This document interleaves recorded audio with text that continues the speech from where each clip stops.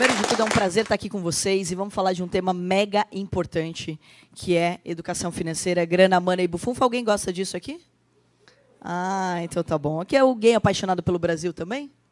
Ah, então a gente está falando com o público certo. Por quê? Porque esse dado aqui me impressiona. Mais de 52% da população nos Estados Unidos investe na Bolsa, enquanto no Brasil, 3%. E, pasmem, até 4 anos, tinha mais gente na cadeia do que na Bolsa. A gente dá risada, mas não é muito feliz, não, gente. Então, ou seja, a gente precisa mudar essa realidade. E como a gente muda isso? Primeiro, pensando que a gente foi educado na cultura do endividamento e não do investimento. Infelizmente, quando a gente fala de Brasil, a gente sabe que a primeira coisa que você aprendeu é parcelar e não a investir. E muitas vezes você usou desculpas do tipo, se não for assim, eu nunca vou ter. Eu preciso de um boleto para me manter motivado.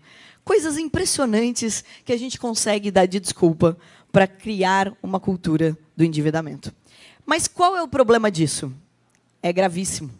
Porque nós temos hoje 78% das famílias brasileiras endividadas. Qualquer endividamento ameaça travar a economia de um país.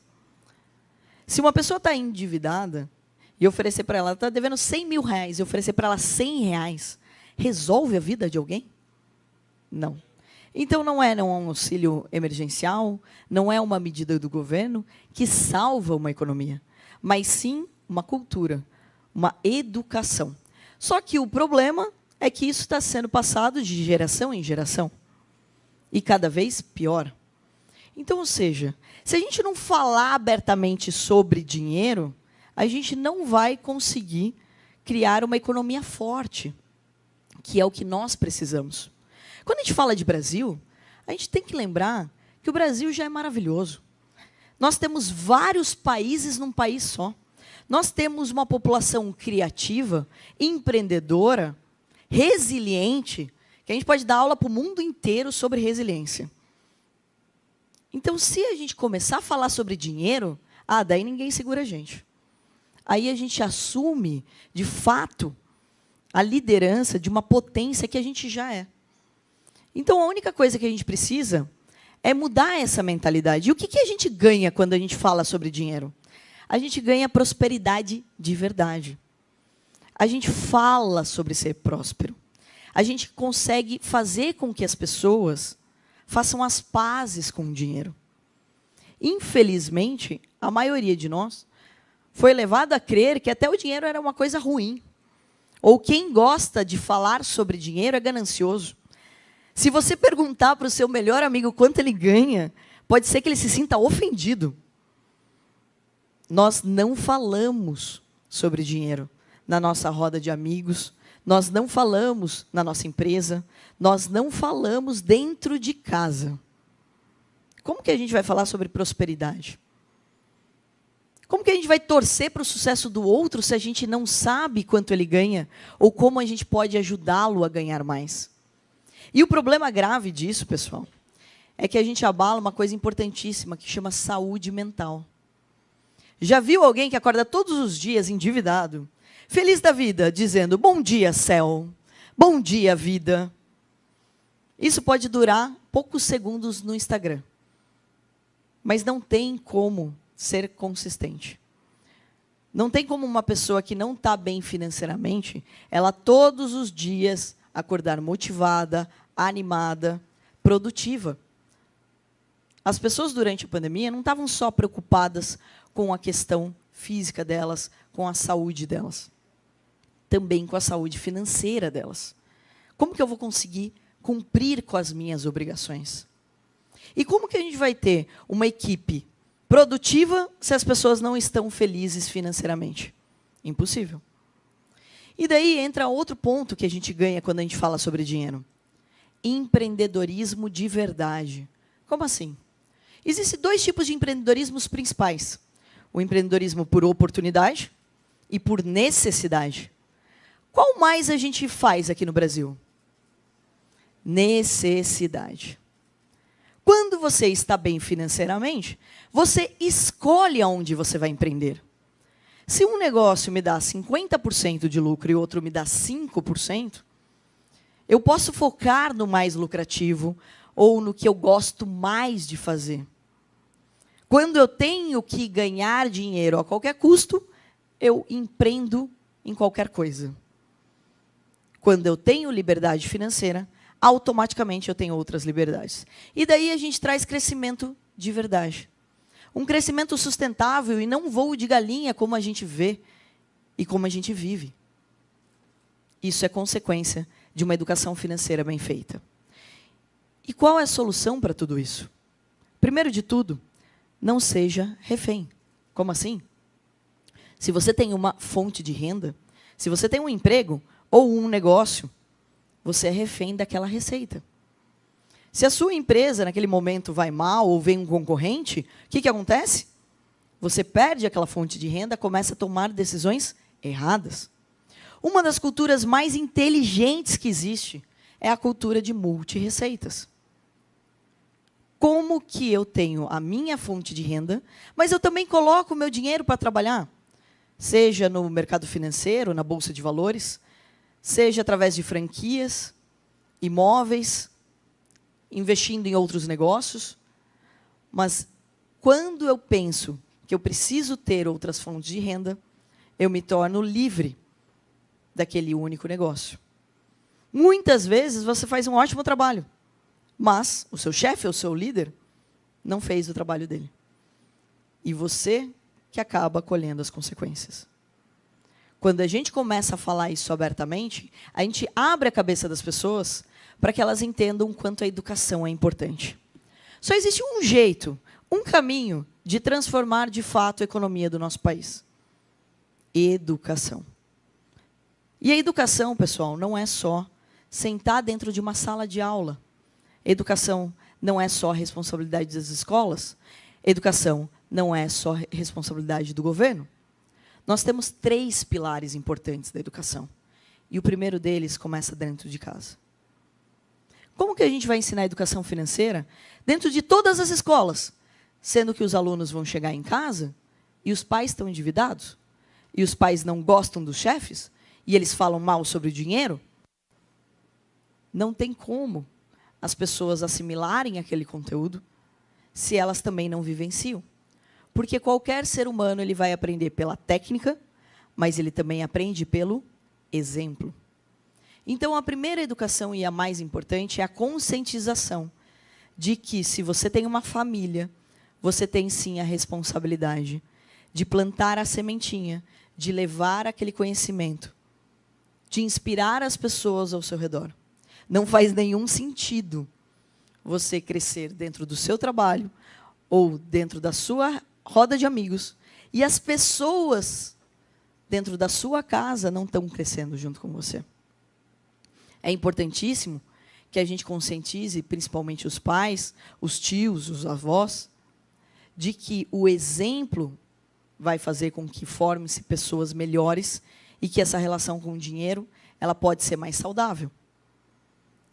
Então, começa dentro de casa. Começa pelo exemplo. E daí, sim, a gente fala da escola. Estamos passando por um momento maravilhoso, onde, sim, estamos pela primeira vez falando abertamente sobre educação financeira. Mas não adianta falar economês, financês e um monte de coisa chata. Por isso também precisamos entender como as pessoas gostam de aprender.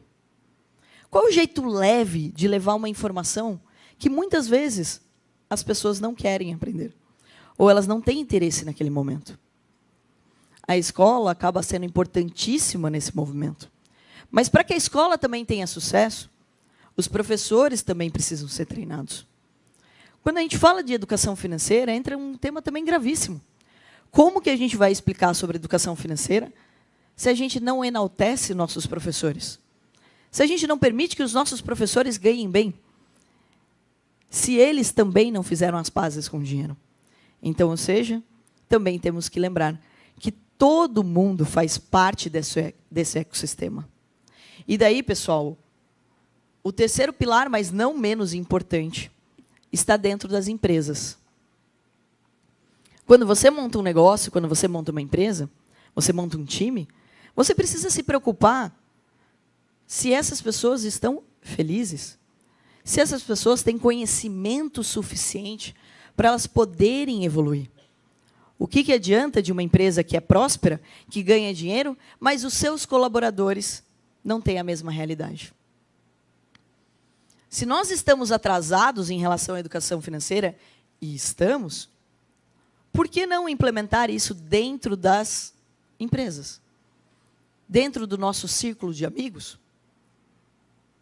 Se nós falarmos abertamente sobre dinheiro dentro das nossas empresas, dentro dos nossos negócios, a gente tem a chance de ajudar essas pessoas a entenderem que dinheiro não é bom nem ruim.